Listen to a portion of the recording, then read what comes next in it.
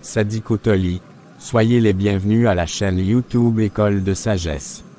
Je suis Loisy. Ce prénom sud-africain signifie la connaissance, ou le savoir-faire.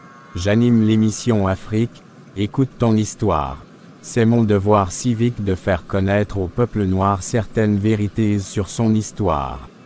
Pour ce faire, je présente quelques ouvrages d'auteurs africains qui véhiculent des messages très importants au peuple noir. Aujourd'hui, je vais présenter le livre de Essouna Dijonima, qui est intitulé « Les ingrédients pour un développement à la base ». Dans le livre, l'écrivaine Dijonima incite le peuple noir à prendre conscience de ses responsabilités et de son devoir civique envers ses patries tout en proposant des exemples de solutions dans différents domaines de la vie qui pourraient l'aider à se relever des tortures et de la détresse dont il est victime à travers le colonialisme. L'écrivaine met l'accent sur la répartition des responsabilités entre les autorités et le peuple civil. Voici certains domaines de la vie que l'écrivaine a abordés. Premier point, la patrie. Dans ce paragraphe, l'écrivaine Dijonima a montré la différence entre le patriotisme positif et le patriotisme négatif. Selon elle, le patriotisme positif est au service des fils de la nation sans toutefois exercer l'impérialisme contre d'autres peuples. Par contre, le patriotisme négatif est aussi au service des fils de la nation avec la différence qu'il détruit d'autres peuples pour atteindre ses objectifs. Le colonialisme est un exemple de ce patriotisme négatif. Pour mieux expliquer l'importance de l'unité, du dynamisme des fils de la nation pour le bien-être de la patrie, l'écrivaine Dijonima a comparé le fonctionnement et l'importance de quelques organes humains avec les différentes structures sociales. Voici à quoi ressemblent ces comparaisons. Le cœur et le gouvernement d'un pays joueraient les mêmes fonctions. Le cerveau et les élites intellectuelles joueraient aussi les mêmes fonctions. Puis les autres membres du corps et le reste de la population joueraient aussi les mêmes fonctions. De la manière dont tous les organes humains forment le corps et se complètent à travers leurs différentes fonctions, ainsi devraient fonctionner les sociétés africaines pour amorcer le développement. Deuxième point, les propositions de réforme pour le développement. Le secret de développement des sociétés africaines est l'interaction entre elles dans l'unité et en toute autonomie des peuples à peau blanche. Le gouvernement, les élites intellectuelles et le reste du peuple devraient tous prendre conscience de leurs responsabilités pour favoriser le développement de leur patrie. De plus, ces groupes de personnes devraient se critiquer réciproquement et évaluer les efforts qu'ils fournissent pour le bien-être de la société. Tout le monde doit être dynamique pour laisser un héritage national à la prochaine génération. Sur le plan économique, par exemple, le gouvernement, les élites intellectuelles et le reste du peuple devraient coopérer pour faire croître l'économie de la patrie en fonction des réalités africaines et en se basant sur une idéologie africaine.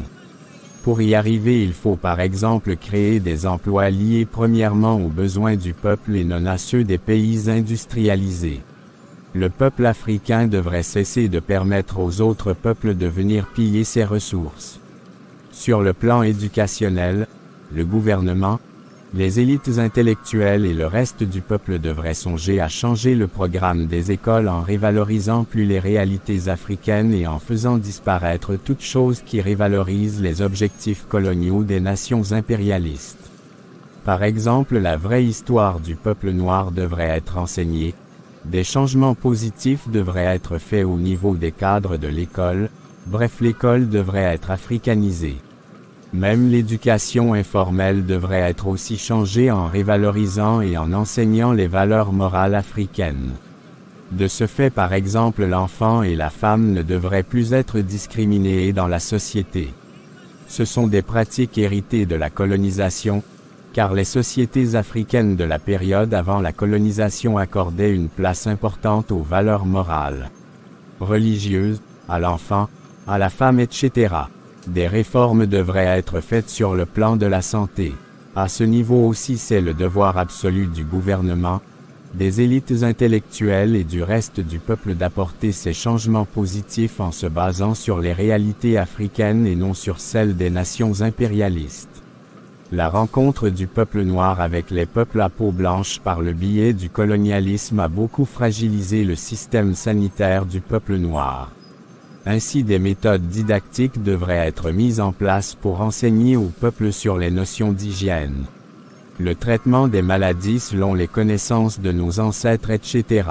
La médecine occidentale, malgré qu'elle tire en partie ses origines de la médecine africaine, elle n'est pas la meilleure au monde. C'est pourquoi le peuple noir devrait à nouveau concevoir lui-même son propre programme sanitaire comme c'était le cas lors de la période avant la colonisation. Sur le plan agricole, le gouvernement, les élites intellectuelles et le reste du peuple devraient réinstaurer un concept agricole adapté aux besoins de la population et aux réalités africaines pour l'autosuffisance alimentaire comme tel était le cas lors de la période avant la colonisation. Pour cette raison, des innovations devraient être encouragées.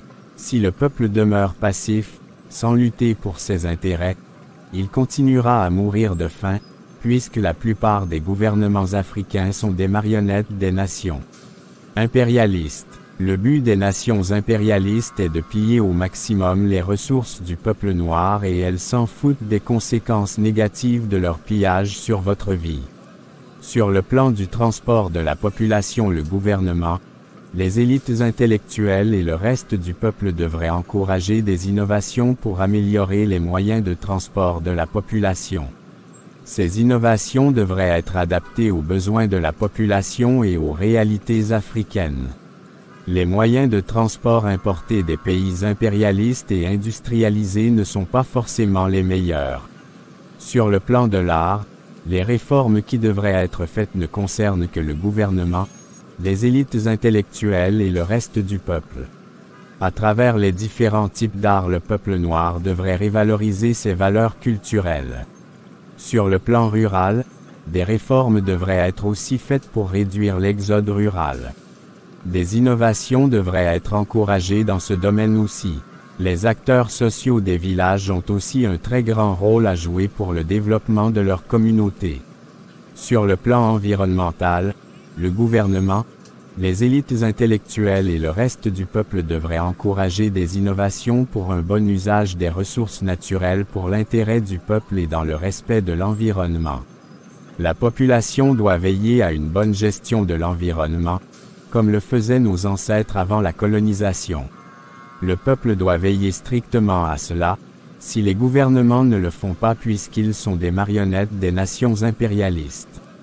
Grâce à une bonne gestion de l'environnement et aux innovations, de nouveaux métiers peuvent être créés. L'émission est presque à la fin. Dans son livre, Les ingrédients d'un développement à la base, l'écrivaine Djonnima propose au peuple noir quelques solutions qui l'aideraient à résoudre ses problèmes pour aller de l'avant.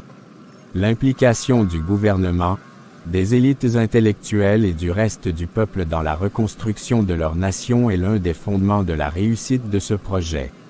Chacun de ces trois groupes de personnes devrait être conscient de son devoir envers la patrie, ensuite se critiquer réciproquement et évaluer leurs efforts pour la réussite de leur projet commun de construction. Chacun de ces trois groupes de personnes devrait se sentir patriote à l'exemple du feu président Patrice Lumumba du Congo, du feu président Thomas Sankara du Burkina Faso, du feu président Kwame Nkrumah du Ghana et d'autres élites africaines anticolonialistes pour apporter sa pierre dans la construction de la patrie. Des innovations au sein de la communauté africaine devraient être encouragées par chacun de ces trois groupes de personnes et non par les peuples ennemis du peuple noir. Chacun de ces trois groupes de personnes devrait prendre ses responsabilités civiques au sérieux et arrêter de croire faussement que seul le gouvernement devrait construire la patrie. Aussi longtemps que le reste du peuple refusera de participer avec dévouement à la construction de la patrie, il sera toujours le perdant face à ses ennemis impérialistes étrangers. L'Africain devrait retourner à ses sources, aux connaissances de ses ancêtres pour créer son propre idéalisme et définir les bases de son développement.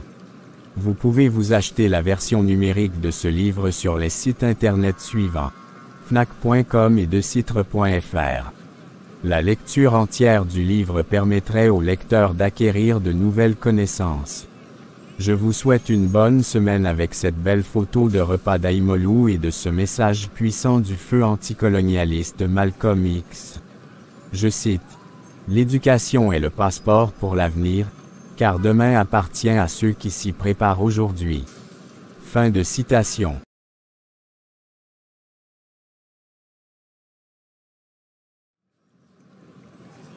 Très cher abonné, merci pour votre attention et veuillez partager cette vidéo au maximum à vos contacts pour l'instruction de plusieurs. Como allez, au revoir.